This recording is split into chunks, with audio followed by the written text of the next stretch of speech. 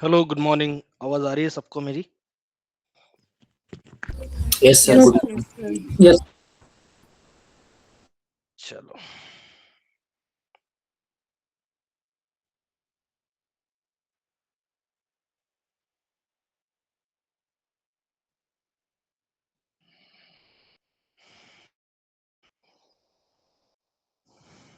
तो आज कौन सा टूल स्टार्ट करें, बोलो आप।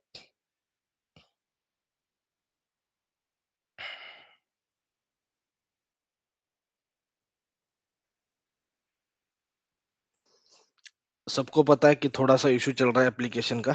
Okay, right. Online session join करने में थोड़ा प्रॉब्लम आ रहा है, तो तब तक अपन गूगल मीट से सेशन लेते हैं। इस वीक एंड तक ये इशू सॉल्व हो जाएगा। एक दो दिन में ही हो जाएगा, लेकिन मैं थोड़ा एक्स्ट्रा टाइम बता रहा हूँ आपको, ताकि कोई प्रॉब्लम ना हो। तो कौन सा टूल स्टार्ट करें, बताओ।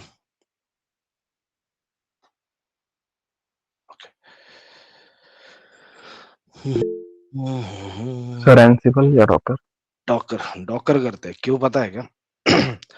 डॉकर का आपका एक बार अच्छे से स्टडी हो जाए ना, तो फिर आ, उसके बाद अपन एंसिबल लेंगे, और फिर कुबरनेटिस में आपको डॉकर आना चाहिए। कुबरनेटिस का डिपेंडेंसी डॉकर के ऊपर है सारी। ओके, क्लियर, चलेगा। तो करे स्टार्ट आज डॉकर को। है सब रेडी? मैं रिकॉर्डिंग स्टार्ट करता हूं पहले।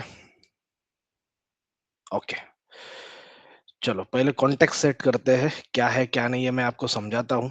ओके, ध्यान से सुनो। अभी तक हमने क्या सीखा? अभी तक हमने सीखा था जेनकिंग को। ओके, तो आपके माइंड में आ गया होगा, किसी के माइंड में, सर क्या जेनकिंग फिनिश हो चुका है?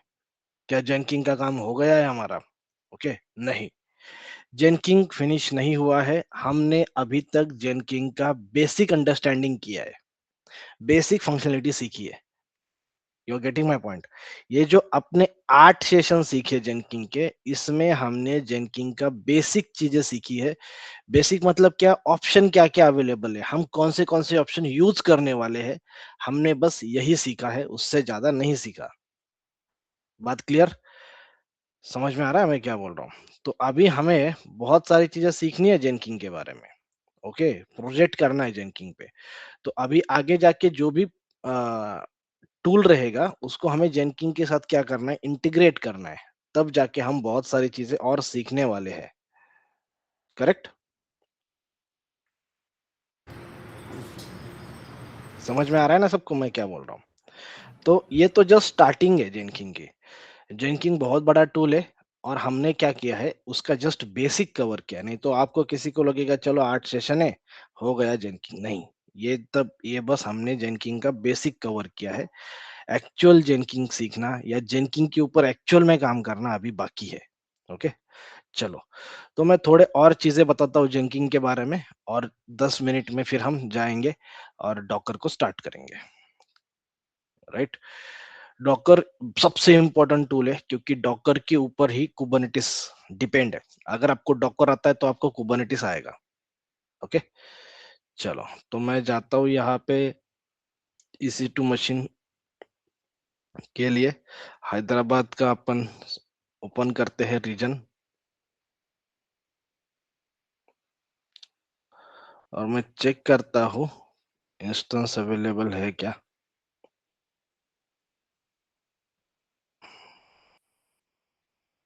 ओके, तो मेरे पास ये जेनकिंग अवेलेबल है। मैं जाता हूँ, पब्लिक IP लेता हूँ, और यहाँ पे जाके 8080 करके ओपन करता हूँ।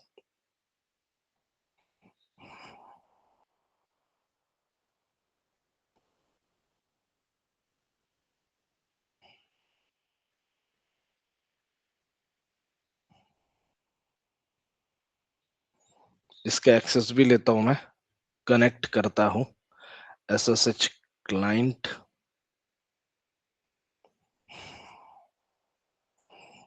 गिट बैश,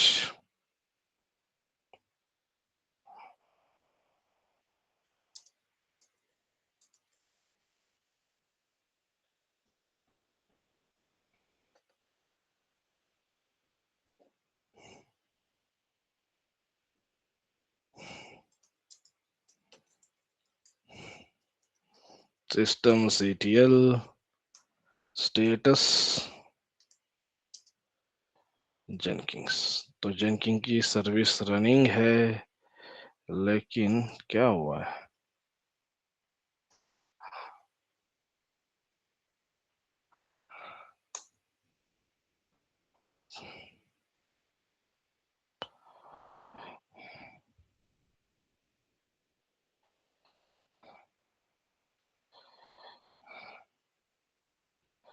पोर्ट भी सारे ओपन है, तो जेनकिंग तो स्टार्ट होना चाहिए।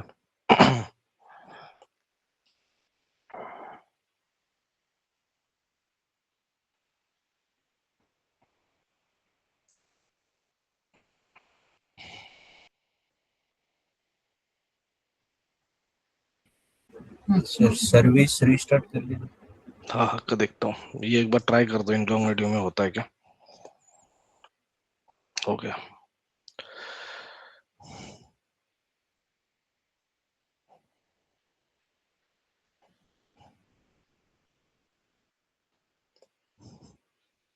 नहीं हुआ तो पहले सर्विस रिस्टार्ट करो, और फिर उससे भी नहीं होता तो सर्वर ही रिस्टार्ट करना पड़ेगा।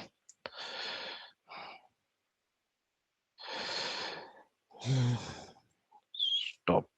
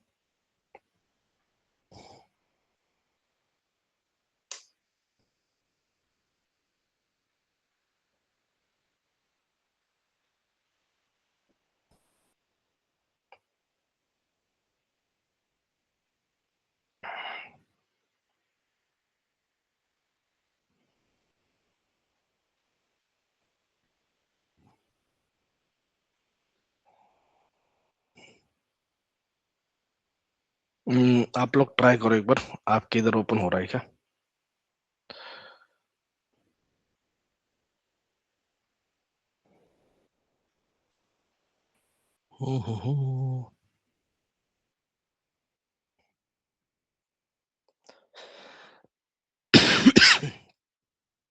चलो सर्वर को ही रिस्टार्ट करते हैं, नहीं तो स्टॉप करता हूँ सर्वर को।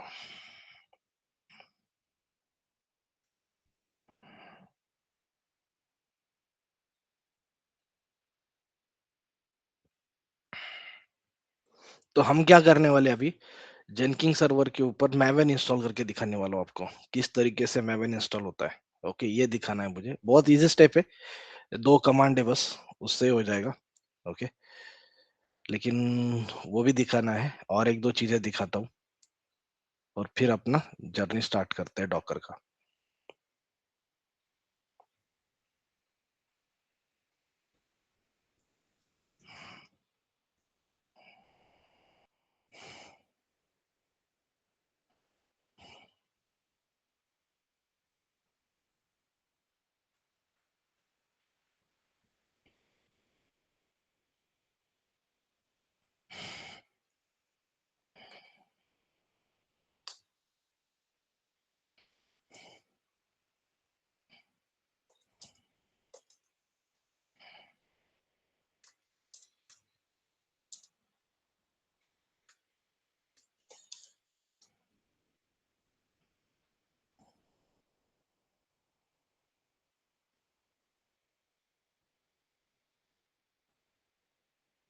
आप ट्राई करो एक बार, आईपी एड्रेस सेम है या चेंज हो गया, चेक करता हूँ।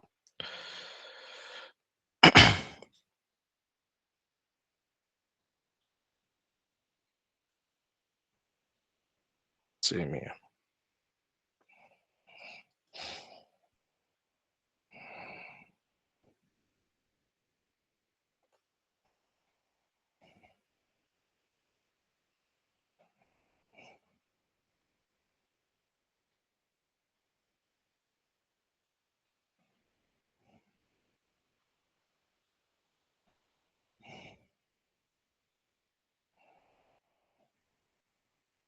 हम्म,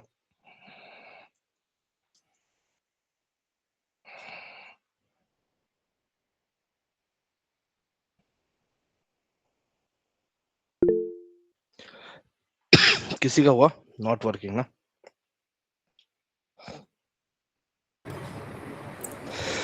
हो रहा है सर, हाँ, मेरा तो हो रहा हो रहा है, ये मेरा वाला है ना? है। नहीं नहीं, मेरा ही होता है। अच्छा, तुम्हारा हो रहा है क्या? इसमें तो सब कुछ तो है, फिर क्यों नहीं हो रहा है?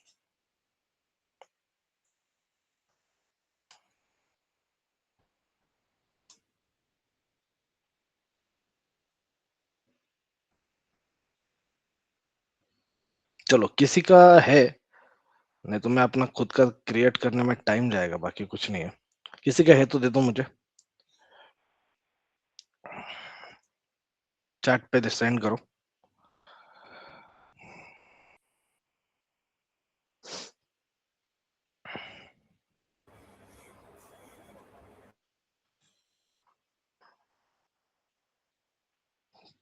चलो,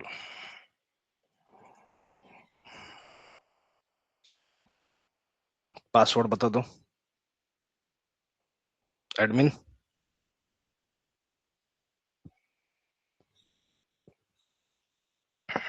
अजय, पासवर्ड बता दो।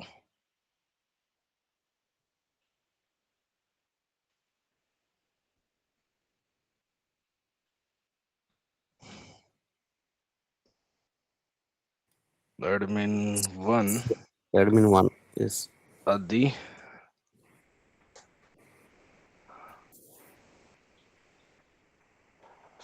@2023।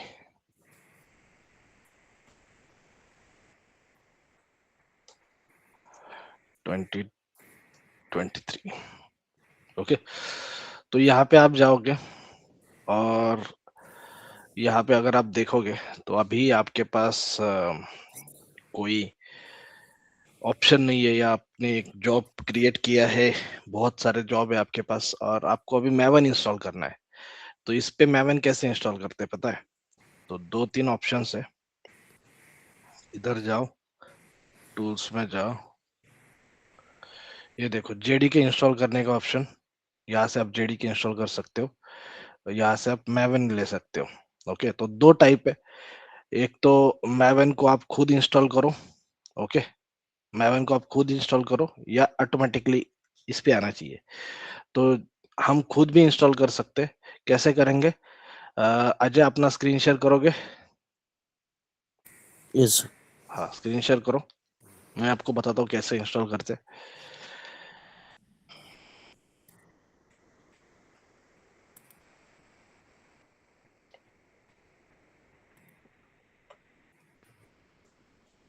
सर्वर का एक्सेस ले लो, उस सर्वर का एक्सेस ले लो।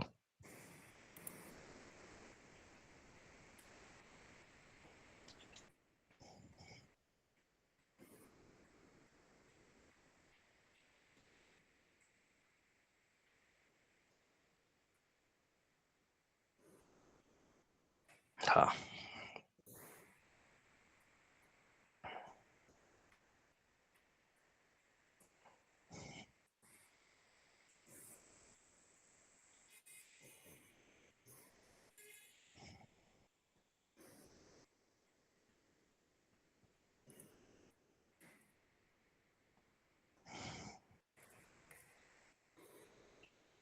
Yes sir. चलो, तो अभी पहले कमांड दे दो, एप्ट अपडेट।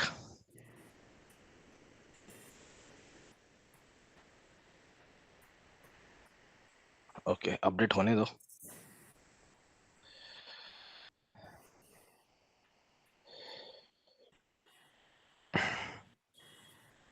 आप भी अपने जेनकिंग सर्वर का एक्सेस ले लो यहाँ पे, यूआरएल से। फिर यहाँ पे कमांड दे दो, apt install maven -y।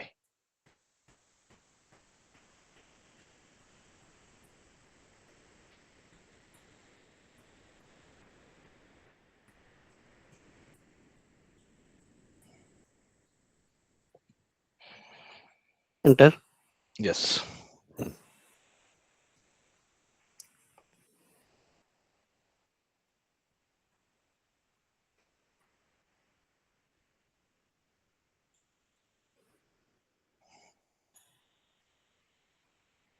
Done sir. Okay done. तो यहाँ पे कमांड डालो mvn हाइफन वर्जन।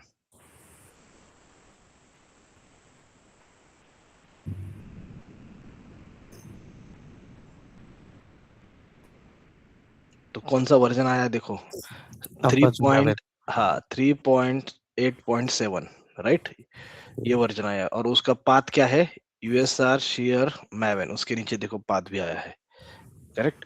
तो अभी आप क्या करो, अभी आप जाओ जेनकिंग सर्वर ओपन करो अपना।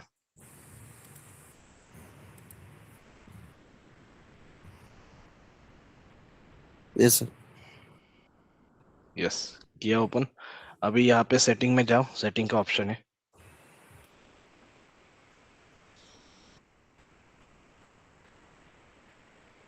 फिर टूल्स में जाओ,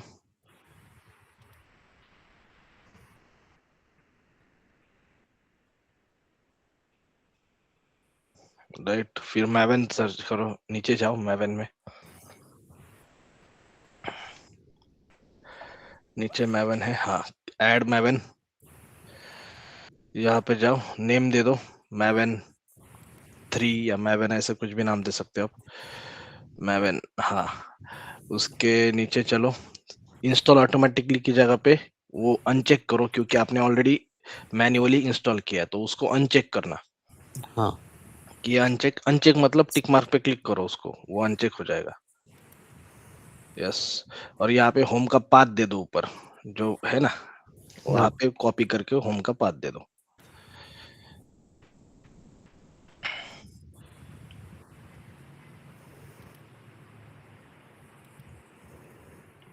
अप्लाई एंड सेव,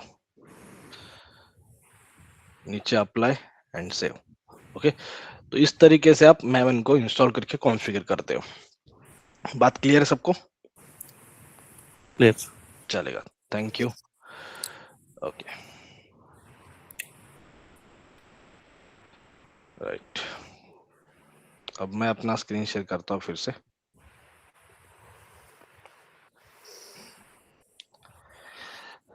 तो इस तरीके से आप क्या कर सकते हो, मैवन को इंस्टॉल करके कॉन्फ़िगर कर सकते हो। बहुत सिंपल है, मैं रिफ्रेश करता हूँ यहाँ पे, अजय ने ऑलरेडी कॉन्फ़िगर किया है, तो यहाँ पे मैवन इंस्टॉल हो चुका है। ओके, चलो, this is how you can configure the Maven. Maven का कॉन्फ़िगरेशन आप ऐसे कर सकते हो। किसी को डाउट है तो बोलो, छोटा सा चीज है। और एक एग्जांपल मुझे आपको शो करना है, यहाँ तक समझ में आया तो बोल दो, फिर मैं और एक चीज बताता हूँ आपको। ओके, मान लो एक जॉब क्रिएट करना है, इसका नाम देता हूं मैं डेटाबेस अंडरस्कोर बैकअप। ओके, और फ्री स्टाइल जॉब लेता हूँ, ओके बोलता हूँ। ओके, तो ये जॉब क्या करेगा, this job is taking backup of database. Okay, तो डेटाबेस का ये बैकअप लेगा। तो मैं क्या करता हूँ, बिल्ड स्टेप, अभी मेरे पास डेटाबेस नहीं है, लेकिन मैं बस आपको एग्जांपल दिखा रहा हूँ किस तरीके से डेटाबेस का बैकअप लिया जाता है। Okay, by using Jenkins. जब मेरी कंपनी में हम जेनकिंग का यूज ओनली CI/CD पाइपलाइन के लिए नहीं करते थे, तो बहुत सारी चीजें जिसको ऑटोमेट करना है वो हम जेनकिंग के थ्रू करते थे। और जहाँ पे मुझे सेल स्क्रिप्ट लिखना है, सेल स्क्रिप्ट पता है सबको, याद है आपको सेल स्क्रिप्ट, हमने yes sir. Yes, Linux sir. के बाद देखा था। तो आप मुझे हाँ बताओ, सेल स्क्रिप्ट लिखना अच्छा है, मान लो आपको एक चीज ऑटोमेट करनी है छोटी सी, तो सेल स्क्रिप्ट लिखना अच्छा है या जेनकिंग का यूज करना अच्छा है? आपको क्या लगता है, आपके थॉट्स क्या है,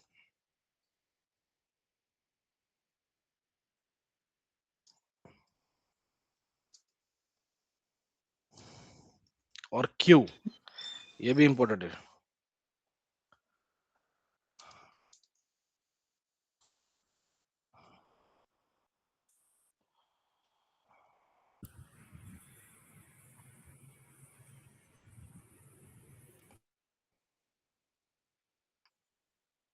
क्या लगता है आपको, आपका थॉट बताओ मुझे।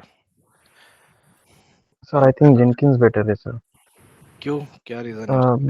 बिकॉज वो मैनेज CI/CD पाइपलाइंस को मैनेज करता है और शेल स्क्रिप्ट ऑटोमेशन के लिए यूज होता है।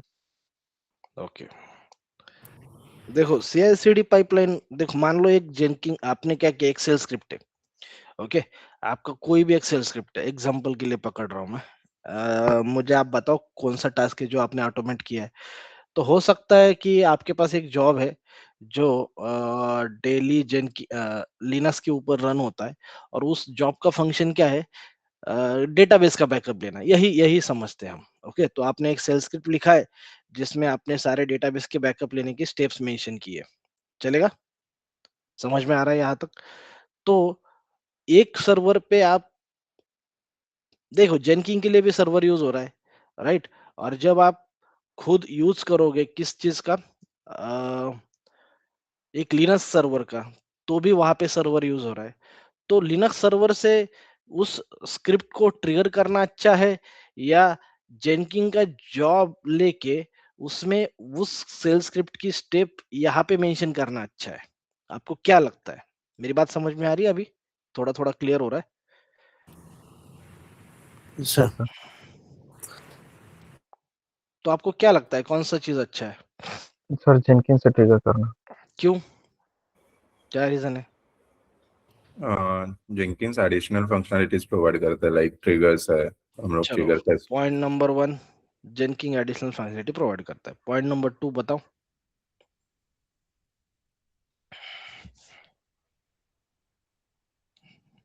अगर कुछ इशू है तो वो ट्रैक करना भी इजी है। Correct, perfect.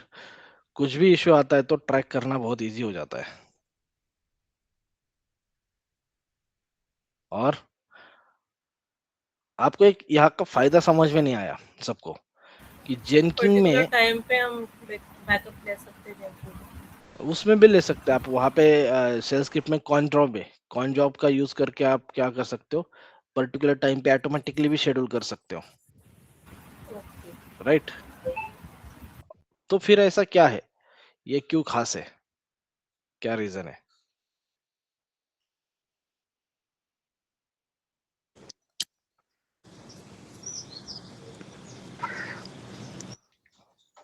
User interface may be. User interface है, चलो ठीक है, ये एक चीज हो गई। और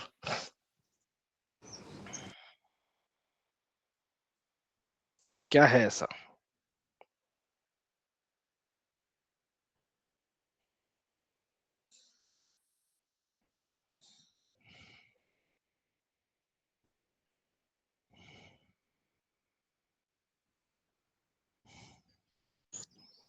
चलो मैं बताता हूँ। मल्टीपल एप्लीकेशंस के साथ इंटीग्रेट हो सकता है। चलो इंटीग्रेशन कर सकते हो आप सेल स्क्रिप्ट के, तो अभी देखो इसके बैकएंड में क्या है, एट द एंड लिनक्स का सर्वर ही है, करेक्ट? ये भी तो लिनक्स के सर्वर पे ही रन हो रहा है ना, राइट? लेकिन यहाँ पे एक खास बात है, जैसे किसी ने बोला सर प्लगइन्स का ऑप्शन है, I agree with you, okay, plugins के बहुत सारे ऑप्शन है, फिर यहाँ पे ये भी, यहाँ पे बहुत सारे ऑप्शंस मिलते हैं आपको, राइट? लेकिन सबसे खास बात क्या है पता है क्या? अगर अप्लाई में सेव करता हूँ, मेरे पास कोई भी बिल्ड है, ओके, उसकी हिस्ट्री मिल जाती है। मुझे क्या मिलती है? उसकी हिस्ट्री मिलती है। मान लो एक मेरा क्रॉन जॉब है, तो वो डेली रन हो रहा है, Monday, Tuesday, Wednesday, Thursday, Friday. मैं फ्राइडे को चेक कर सकता हूँ इस वीक में सब कुछ सही हुआ क्या, और यहाँ से ही मुझे पता चलेगा कि यार ये देखो यहाँ पे फेल हुआ है, तो वहां पे मैं लॉग्स डायरेक्टली चेक कर सकता हूँ। You getting my point? समझ में आ रहा है मैं क्या बोल रहा हूँ? तो आपको ये पता चल सकता है, मॉनिटर करना आपका बहुत इजी हो जाएगा। लेकिन अगर लिनक्स का सर्वर है, तो आपको सर्वर पे जाओ, लॉग इन करो, सारे लॉग्स चेक करो, फिर पता चलेगा सक्सेस हुआ है कि नहीं हुआ है। और तो स्क्रिप्ट रन होती है लिनक्स की, तो लॉग्स भी नहीं होते, आपको एक लिखना पड़ेगा कि लॉग्स कहीं तो सेव हो जाए डेली के, तब जाके वो सारी चीजें आप ट्रैक कर सकते हो। लेकिन यहाँ से ट्रैकिंग करना बहुत इजी हो जाता है। You are getting my point? मेरी बात समझ में आ रही है आपको? Yes, no? Yes sir. सबको? यस सर ओके, सकते। चलो यस। चलो चलो, क्लियर है। अब मैं यहाँ पे एक छोटा सा कमांड लिखा है, echo we are taking backup of database. ये कमांड क्या प्रिंट करेगा? We are taking backup of database. और मैं यहाँ पे डॉलर डीबी नेम देता हूं, ओके, डॉलर डीबी नेम। तो इससे क्या हुआ, ये वेरिएबल डिक्लेयर किया। यहाँ पे यूजर नेम दे दो जैसे कि रूट है, और ये पासवर्ड दे दो जो भी आपको पासवर्ड देना है। मैं बोलता हूँ मान लो पासवर्ड पास @123 है। डीबी नेम हमने वेरिएबल लिया है। ये डेट अंडरस्कोर बैकअप, मतलब ये जो बैकअप रहेगा वो डेट डेट का बैकअप आएगा और अंडरस्कोर बैकअप उसके आगे लिखा आएगा। और डीबी नेम के लिए मैं क्या करता हूँ, यहाँ पे जाता हूँ और मेरे पास पैरामीटराइज प्रोजेक्ट, यहाँ पे मैं ऑप्शन कोई भी चूज कर सकता हूँ। स्ट्रिंग वाला ऑप्शन सेलेक्ट कर सकता हूँ, या मैं मल्टीपल चॉइस वाला भी ऑप्शन सिलेक्ट कर सकता हूँ। तो मैंने यहाँ पे क्या दिया है, डीबी नेम चॉइसेस। मान लो मेरे पास बहुत सारे डीबी है, DB1, DB2, DB3, DB4, ऐसे बहुत सारे डीबीज है। और डिस्क्रिप्शन में देता हूँ, please enter the dB name which you want to take a backup of, okay. तो जिसका भी बैकअप लेना है वो डीबी नेम आप एंटर करो, ऐसा मैंने लिखा है। अप्लाई करता हूँ, सेव करता हूँ, बिल्ड विद पैरामीटर में जाता हूँ। तो आपको यहाँ पे जिस डीबी का बैकअप लेना है तो आप अपने हिसाब से जो आप कॉन्फ़िगर कर सकते हो, ओके। बहुत सारे पैरामीटर से बहुत सारी चीजें, ग्राफिकल यूआई आपको मिलता है जेनकिंग में, और यहाँ पे बिल्ड हिस्ट्री आपकी प्रिजर्व रहती है। तो आपको जो हिस्ट्री देखना है आप वो हिस्ट्री भी देख सकते हो। और हमेशा याद रखो मेरी बात, मैं क्या बोल रहा हूँ, जेनकिंग का यूज ओनली CI/CD के लिए नहीं है। जेनकिंग का यूज करके आप बहुत सारी चीजें ऑटोमेट कर सकते हो। क्लियर? और किसी का डाउट है? सर ये डीबी कॉन्फ़िग का एक बार वापस से रिपीट करोगे प्लीज? सॉरी, आपकी आवाज क्लियर नहीं आई। ये डीबी कॉन्फ़िग का अभी स्टेप बताया आपने, वो रिपीट करोगे क्या प्लीज? कौन सा वो मैं ड्रॉप डाउन लिस्ट जो किया था वो। ओके, यहाँ पे जाता हूँ मैं। देखो मैंने क्या किया, ये आपको ऑलरेडी मैंने एक ऑप्शन में बताया था कि ये वेरिएबल लिया मैंने डीबी नेम। देखो आप कुछ भी कर सकते हो, ओके। आपके हिसाब से सब कुछ आप कुछ भी डिजाइन कर सकते हो। जैसे यहाँ पे मैंने एक डीबी का बैकअप लेने का छोटा सा स्क्रिप्ट लिखा है, ओके। तो पहला स्टेप क्या है मेरा, इको। इको मतलब क्या है, ये बस प्रिंट करता है।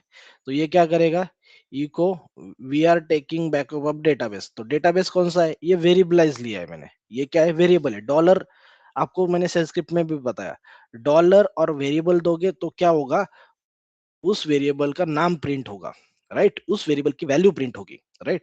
तो मैंने यहाँ पे वेरिएबल दिया है डॉलर डीबी नेम, ओके।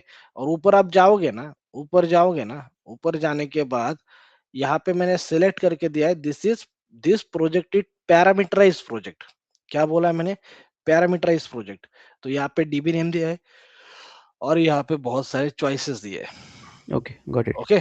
तो ये क्या है, ये आपका वेरिएबल है जो आपने नीचे दिया है।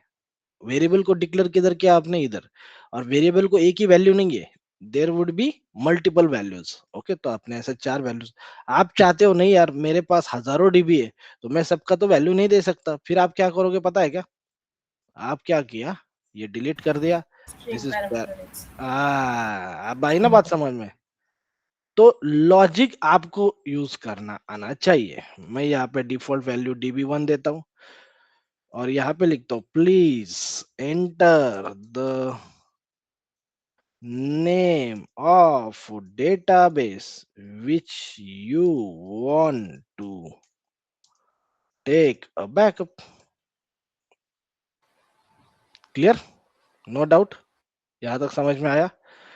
Please enter the name of database which you want to take a backup. Okay, तो ये दे दिया मैंने। Apply, save, okay, build with parameter. अब यहाँ पे डिफॉल्ट नेम आ गया है। यहाँ पे आपको क्या है, आपने डिस्क्रिप्शन दिया है। तो कोई भी जिसको नॉलेज भी नहीं है जेनकिंग जॉब का, वो क्या करेगा, बिल्ड विथ पैरामीटर में जाएगा, वो देखेगा अरे यहाँ पे नाम एंटर करना है, तो उसके पास मान लो DB100 का बैकअप लेना है, तो उसने DB100 दिया, बिल्ड कर दिया, DB100 का बैकअप हो जाएगा। You getting my point? तो आपको मैंने चीजें बताई है, बेसिक। अभी आपको उसको अप्लाई करते आना चाहिए। क्लियर?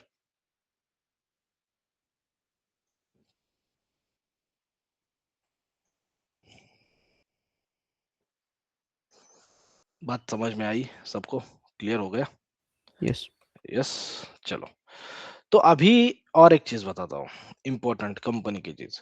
अभी हमारे पास क्या है, हमारे पास ये सिंपल यहाँ पे आईपी एड्रेस है, और हम इसको क्या कर रहे हैं, आईपी एड्रेस से यूज कर रहे हैं। ओके, कंपनी में ऐसा नहीं रहेगा, कंपनी में रहेगा डोमेन नेम। डोमेन नेम मतलब क्या, जो भी जेनकिंग सर्वर होगा, ओके राइट, मान लो आप इन्फोसिस में काम करते हो, एक एग्जांपल लिया मैंने, तो इन्फोसिस में सब गिटहब ऐसा रहेगा, github.infosys.com, जेफ्रॉग ऐसा रहेगा, jfrog.infosys.com, confluence.infosys.com, workday.infosys.com, वैसे jenkins.infosys.com। ओके, ऐसा कंपनी में रहेगा। कंपनी में आईपी एड्रेस के ऊपर नहीं रहेगा, डोमेन नेम के ऊपर रहेगा। ओके, यहाँ तक सबको क्लियर है? और चीजें बताता हूँ थोड़ा सा। हम्म,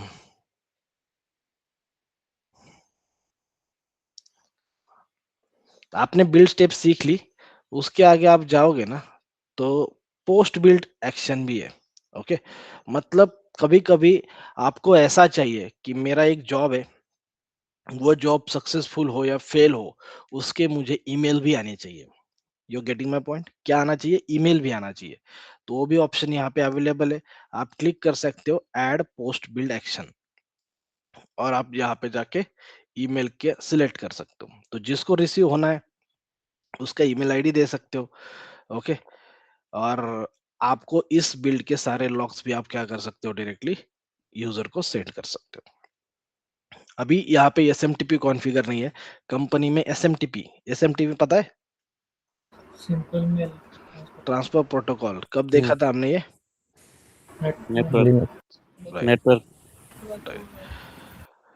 तो हम इसका भी फायदा ले सकते हैं, और पोस्ट बिल्ड एक्शन में हम क्या कर सकते हैं, ईमेल भी कर सकते हैं। मतलब जिस ये जो आपका जो भी स्टेटस होगा वो ईमेल में हमें मिल जाएगा। अच्छा है ना? मतलब आपको जाके देखने की जरूरत नहीं, आप मेल बॉक्स चेक करते हो, वहां पर ही आपको नोटिफिकेशन आ जाएगा। क्लियर सबको?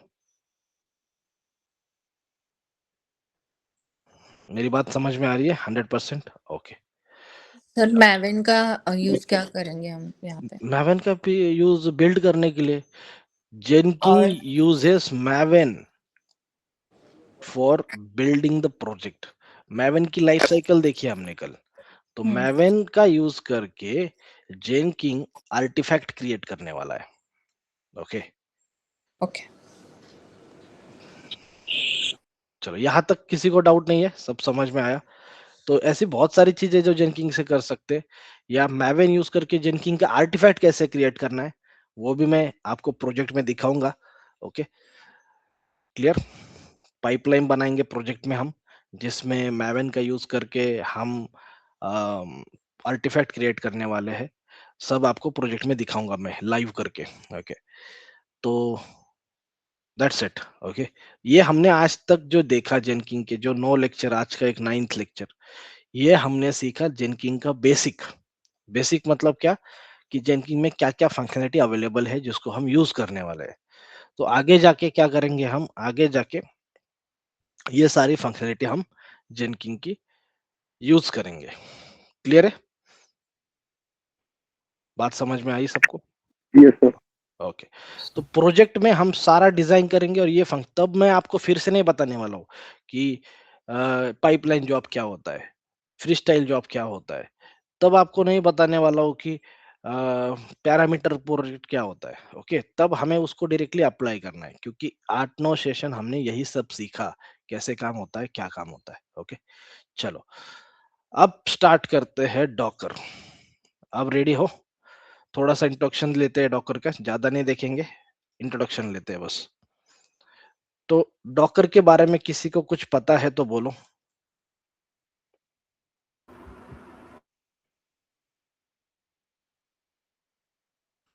आपको दूसरा क्वेश्चन आएगा अभी डॉकर के ऊपर, इसका प्रैक्टिकल क्वेश्चन। एक प्रैक्टिकल क्वेश्चन आपको जेनकिंग फाइल का बता दिया था मैंने, आज तक आपका एक ही प्रैक्टिकल कवर हुआ है, अभी दूसरा प्रैक्टिकल कवर होने जा रहा है जिसका नाम है डॉकर। ओके, तीसरा रहेगा जे एंसिबल के ऊपर। तो जो जो मैं फाइल आपको बता रहा हूँ वो फाइल आप सेव करके रखो अपने पास। ओके, और जो एक्चुअल फाइल कंपनी में आपको लिखने वाली है जेनकिंग की, वो अभी तक होना बाकी है। हमने जेनकिंग फाइल का बस स्ट्रक्चर देखा है, किस तरीके से डिक्लेरेटिव पाइपलाइन का स्ट्रक्चर होता है। राइट, क्लियर है, समझ में आ रहा है यस सर। सबको? ओके, चलेगा। Yes sir. तो अभी देखो, अभी हम डॉकर देखने वाले हैं। तो डॉकर क्यों यूजफुल है, क्या है, वो समझते हैं। ओके, फिर कल से हम फुल फ्लेज डॉकर के ऊपर काम करेंगे। तो सबसे पहला मेरा पॉइंट है क्या, आपको मोनोलिथिक एप्लीकेशन पता होना चाहिए। मोनोलिथिक एप्लीकेशन, तो मोनोलिथिक एप्लीकेशन क्या होता है ये समझो। Application where all components including the user interface, business logic, data storage are combined into a single executable file और single code base। ये गलत है सिंगल एग्जीक्यूटेबल फाइल लिखना, लेकिन सिंगल कोड बेस लिखना सही बात है। Okay, right. तो ये होता है मोनोलिथिक एप्लीकेशन। ओके, तो मैं अपने इजी लैंग्वेज में भी समझाता हूँ क्या होता है। माइक्रो सर्विस को समझ लेते हैं। Application which is design and develop as a collection of small independent services, इसको हम बोलते हैं माइक्रो सर्विस। तो डॉकर माइक्रो सर्विस के लिए है। ओके, तो पहले अपन मोनोलिथिक एप्लीकेशन क्या होता है ना वो समझते हैं, इजी लैंग्वेज में समझते हैं, फिर आप बुकिश लैंग्वेज भी रीड कर लेना। देखो, ये मेरे पास एक एप्लीकेशन है, फ्लिपकार्ट का एप्लीकेशन। ओके, राइट, दिख रहा है सबको स्क्रीन? हाँ, ये है फ्लिपकार्ट का एप्लीकेशन। और ये फ्लिपकार्ट का जो एप्लीकेशन आपको दिखता है, इसमें फ्रंट एंड है। फ्रंट एंड मतलब क्या, ये आपको जहां पे आप क्लिक करते हो, जैसे मैंने मोबाइल पे क्लिक किया, ट्रैवल पे क्लिक किया, ग्रोसरी पे, मिनट्स, जो भी ऑप्शन है इस पे क्लिक करता हूँ। फिर क्लिक करने के बाद अंदर जाता हूँ। अंदर जाने के बाद मेरे सामने एक पेज ओपन होता है, एक प्राइस आया इस मोबाइल का। फिर मैंने बाय करने के लिए गया एंड दैट्स ऑल। ओके, बहुत सारी चीजें मैंने इसके अंदर की परचेस किया।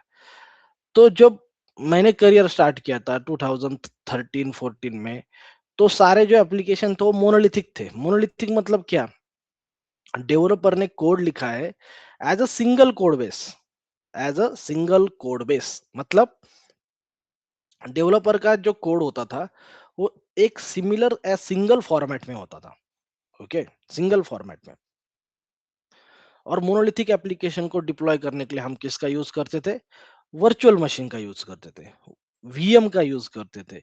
आप EC2 मशीन बोल सकते हो, EC2 मशीन का यूज करते थे अगर मुझे मोनोलिथिक एप्लीकेशन को डिप्लॉय करना है तो। बात क्लियर, समझ में आ रहा है? मतलब डेवलपर ने ये कार्ड का जो ऑप्शन है, लॉगिन का जो ऑप्शन है, या यहाँ पे आपको जितने भी सारे ऑप्शन लिखे हैं, वो as a single code base develop किए थे। सिंगल कोड बेस मतलब क्या, डेवलपर ने एक फाइल लिखने के लिए लिया। ओके, सबसे पहले डेवलपर ने क्या किया, लॉगिन का कोड लिखा। उसके बाद डेवलपर ने क्या किया, ये जो सारे ऑप्शन है उसका कोड लिखा, सेम फाइल। फिर उसके बाद क्या किया, उसने कार्ट का कोड लिखा। फिर ऐसा हर एक कोड लिखते लिखते लिखते लिखते लिखते बहुत बड़े उसने कोड लिखा, और वो सिंगल कोड बेस है। मतलब, और एक चीज है, उसमें भी अगर एक भी कोड में थोड़ा सा भी गलती आता है तो पूरा का पूरा एप्लीकेशन क्रैश हो जाता था। ओके, मान लो ये बुक वाले में एरर है, तो जैसे ये पेज लोड होता है, बुक का जब ट्रिगर होता है तो ऑटोमेटिकली एप्लीकेशन क्रैश होता था।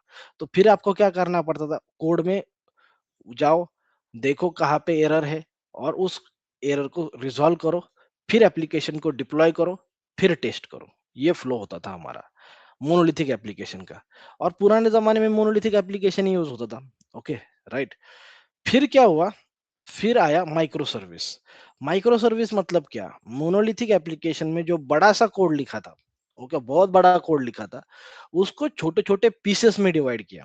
क्या किया, उसको छोटे छोटे पीसेस में डिवाइड किया।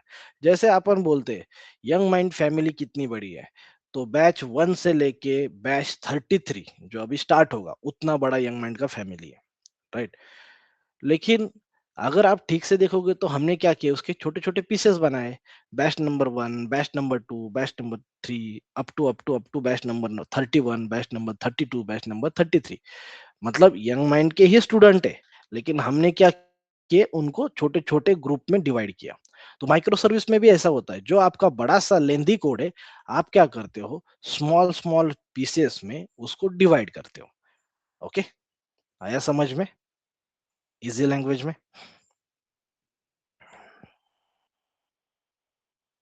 बोलो, आया है तो यस बोलो, नहीं आया है तो डाउट पूछो, कोई प्रॉब्लम नहीं है। मुझे नाम भी पता नहीं चलता है किसने क्वेश्चन पूछा है यहाँ पे तो। और किसी का डाउट है? बात समझ में आई सबको? सिंपल कॉन्सेप्ट क्या है? सिंपल कॉन्सेप्ट है, पुराने ज़माने में पूरा कोड एक सिंगल कोड बेस की तरह होता था। अब हम क्या करते हैं, उसको स्मॉल-स्मॉल पीसेस में डेवलप करते हैं। मान लो 2 एक डेवलपर है, वो 2 माइक्रो सर्विस लिखेगा, दूसरा डेवलपर और 2 माइक्रो सर्विस लिखेगा, तीसरा डेवलपर 1 माइक्रो सर्विस लिखेगा। ऐसे हमने छोटे-छोटे, तो एक माइक्रो सर्विस हो गया फॉर यू के लिए, दूसरा माइक्रो सर्विस हो गया फैशन के लिए, तीसरा मोबाइल के लिए, ब्यूटी के लिए, जो भी है ऑप्शन है यहाँ पे। फिर एक लॉगिन के लिए, एक मोर के लिए, एक कार्ड के लिए, ऐसे हमने 10-12 माइक्रो सर्विसेज लिख दिए। या जो भी कंपनी का स्टैंडर्ड है, कंपनी को चाहिए कि मैं पूरे एप्लीकेशन को 5 माइक्रो सर्विस में डिवाइड करूँगा, तो 5 माइक्रो सर्विस लिखा। तो छोटे-छोटे इंडिपेंडेंट पीसेस कोड के हमने बनाए, उसको हम क्या बोलते हैं, माइक्रो सर्विस। इससे इजी एक्सप्लेनेशन कहीं नहीं मिलेगा। बोलो, आप क्या बोलते हो?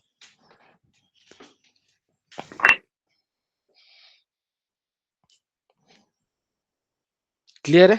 चलो आगे बढ़ते हैं। तो ये हो गया माइक्रो सर्विस मोनोलिथिक एप्लीकेशन। तो डॉकर क्या है? ओके, डॉकर क्या है? डॉकर एक मिनी वर्जन है वर्चुअल मशीन का। लर्न में जाता हूं मैं यहाँ पे।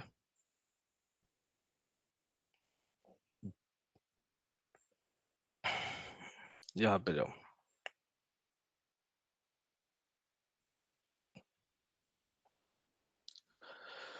ये देखो। ओके, तो this is your virtual machine, this is your Docker container. Okay, Docker सबसे पहले, डॉकर नाम का एक कंपनी है। ओके, कोई भी आपको अगर पूछता है डॉकर क्या है, तो इसका मतलब ये समझ लो कि वो डॉकर कंटेनर के बारे में आपको पूछ रहा है। Okay, right. डॉकर क्या है? एक कंपनी है, उसका प्रोडक्ट है डॉकर के कंटेनर्स। ओके, तो हमें दोनों चीज के बीच में डिफरेंस देखना है, वर्चुअल मशीन क्या होती है एंड डॉकर कंटेनर्स क्या होते हैं। ओके, तो ये रहा आपका वर्चुअल मशीन। वर्चुअल मशीन ऐसे बनता है, जो आपको EC2 मशीन दिखता है ना, this is your EC2 machine. इस तरीके से आपको EC2 मशीन मिलता है। मेरी बात समझ में आ रही है मैं क्या बोल रहा हूँ? ये आपका EC2 मशीन है और ये आपका डॉकर का कंटेनर है। तो EC2 मशीन का समझ लो। जब डेटा सेंटर की बात करते हैं हम, तो डेटा सेंटर में क्या है आपके पास? इंफ्रास्ट्रक्चर है। एक एक क्या है? इंफ्रास्ट्रक्चर है। उस इंफ्रास्ट्रक्चर के ऊपर आपने होस्ट ऑपरेटिंग सिस्टम को इंस्टॉल किया है। ओके, मतलब ये ऑपरेटिंग सिस्टम क्यों चाहिए? इस इंफ्रास्ट्रक्चर को मैनेज करने के लिए। क्यों चाहिए हमें? इस इंफ्रास्ट्रक्चर को मैनेज करने के लिए ऑपरेटिंग सिस्टम की जरूरत है। फिर ऑपरेटिंग सिस्टम के ऊपर क्या है? हाइपरवाइजर है। हाइपरवाइजर को हमने इंस्टॉल किया।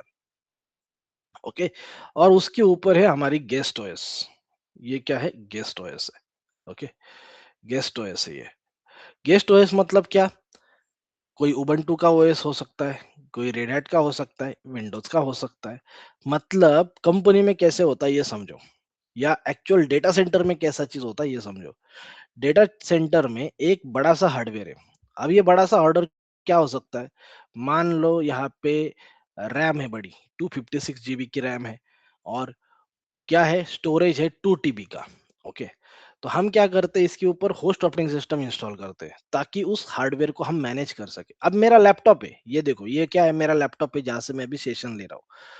तो लैपटॉप का एक हार्डवेयर है। क्या हार्डवेयर है? 8 GB का रैम है और 500 GB का क्या है? डिस्क है, स्टोरेज है। और उसको मैनेज करने के लिए क्या है? विंडोज की एक ऑपरेटिंग सिस्टम है। एग्री करते हो आप? विदाउट ऑपरेटिंग सिस्टम हार्डवेयर का कुछ यूज नहीं है। हार्डवेयर बस आप देख सकते हो, टच कर सकते हो, उसके बाद कुछ नहीं हो सकता।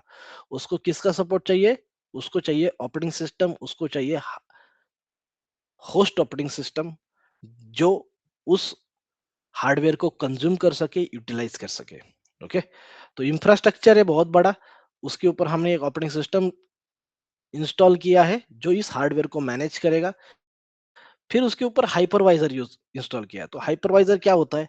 हाइपरवाइजर होता है कि ये बड़े से हार्डवेयर को छोटे छोटे छोटे छोटे कॉन्फ़िगरेशन में डिवाइड करके अलग अलग वर्चुअल मशीन बना सके।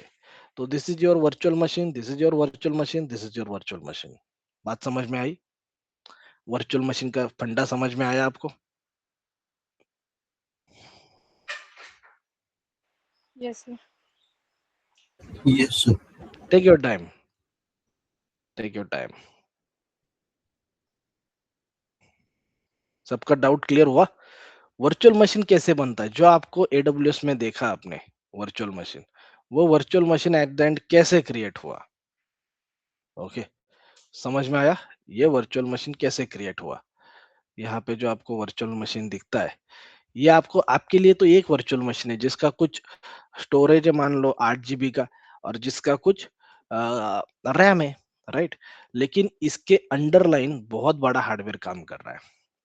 अंडरलाइन क्या रहा है? बहुत बड़ा हार्डवेयर काम कर रहा है।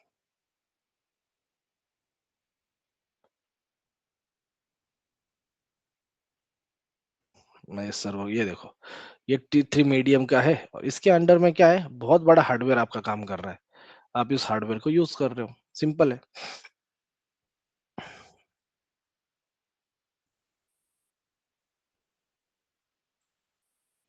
क्लियर सबको? समझ में आया वर्चुअल मशीन क्या है?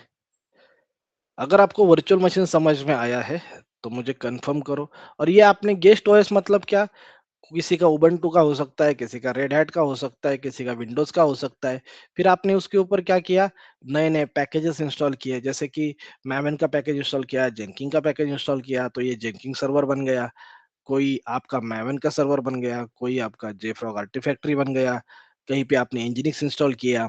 ओके, तो ये उसके ऊपर आप कुछ भी कर सकते हो, लेकिन कोर कंसेप्ट कहाँ तक है? यहाँ तक कोर कंसेप्ट है।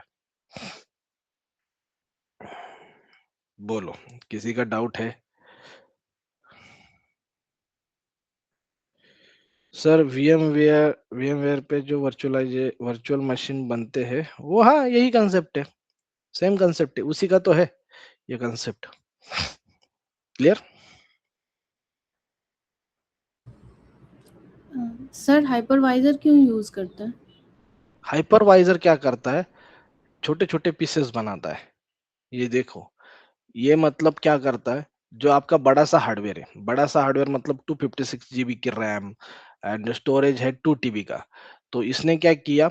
एक वर्चुअल मशीन बनाना है, एक वर्चुअल मशीन को अलोकेट किया, मान लो 4 GB का रैम एंड 20 GB का स्टोरेज। ये हाइपरवाइजर का काम है। क्लियर? छोटे छोटे छोटे वर्चुअल मशीन बना बना के देने का काम किसका है? हाइपरवाइजर का है। बहुत यस। इजी लैंग्वेज में समझा रहा हूं मैं। होस्ट ऑपरेटिंग सिस्टम क्या करता है? इस इंफ्रास्ट्रक्चर को मैनेज करता है। हाइपरवाइजर क्या करता है? ये छोटे छोटे ऑपरेटिंग सिस्टम बना के देता है। क्लियर?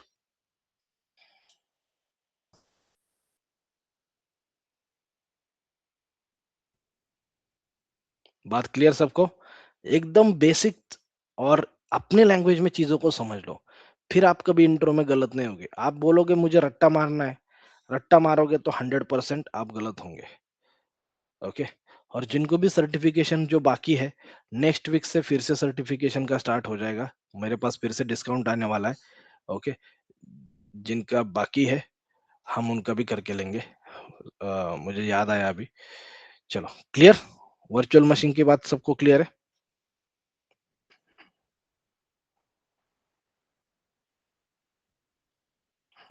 Yes.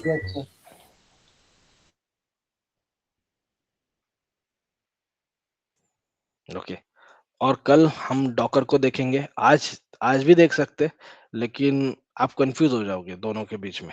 तो कल मैं आपको फिर से एक बार वर्चुअल मशीन सिखाता हूँ और फिर डॉकर कंटेनर भी सिखाता हूँ। डॉकर कंटेनर क्या होते हैं एक्चुअल में। ओके, कल हमारा क्या टारगेट है? वर्चुअल मशीन डॉकर कंटेनर सीखना है, फिर ये डॉकर का एक डायग्राम है वो भी सीखना है, और थर्ड डायग्राम है डॉकर का आर्किटेक्चर। ये 3 कल का टारगेट रहेगा, हमें ये 3 डायग्राम सीखना है। अगर ये 3 डायग्राम आपको आ गए तो फिर आपके लिए डॉकर इजी है। ओके, क्लियर, समझ में आया? तो हम डॉकर को कंप्लीट करेंगे 23rd 24th को, और फिर एंसिबल के ऊपर जाएंगे, एंसिबल कंप्लीट करेंगे, और नेक्स्ट मंथ जुलाई मंथ में हम देखेंगे टेराफॉर्म, कुबरनेटिस कुबरनेटिस और प्रोजेक्ट, और नेक्स्ट मंथ में आप अप्लाई कर सकते हो जॉब के लिए। समझ में आएगा सबको? क्लियर, आइडिया, फंडा क्लियर? नेक्स्ट मंथ से आप बिंदास अप्लाई करना स्टार्ट कर सकते हो। तो जुलाई एंड का टारगेट रखो, पढ़ाई टॉप नॉच करो। अभी आपके लाइफ में जो 2 महीने आने वाले हैं, जुलाई एंड अगस्त, उसमें अपने सबसे ज्यादा पढ़ाई करना चाहिए। ओके, मार्केट टफ है, सिचुएशन टफ है, जो है मैं फैक्ट आपको बोलता हूँ, तो आपने भी उस तरीके से प्रिपरेशन करना है अभी। ओके, चलेगा? तो नेक्स्ट मंथ एंड तक आपको रेडी कर देंगे जॉब के लिए सबको। किसी का कुछ डाउट है तो बोलो।